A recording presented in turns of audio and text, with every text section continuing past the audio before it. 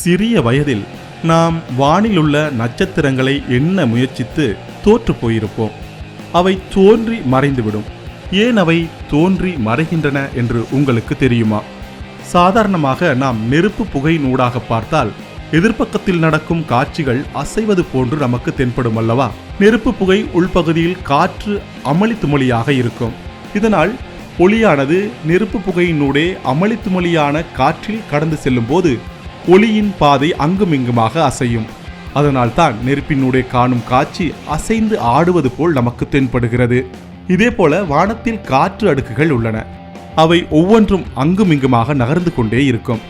காற்று மண்டலத்துக்கு அப்பால் இருந்து வரும் விண்மீன் ஒளிக்கதிர்கள் அசையும் காற்று மண்டலத்தில் புகுந்து வரும்போது சற்றே அசைவது போல் தென்படும். அதுதான் நட்சத்திரங்கள் மின்னுவது போல் நமக்கு காட்சி தருகின்றன.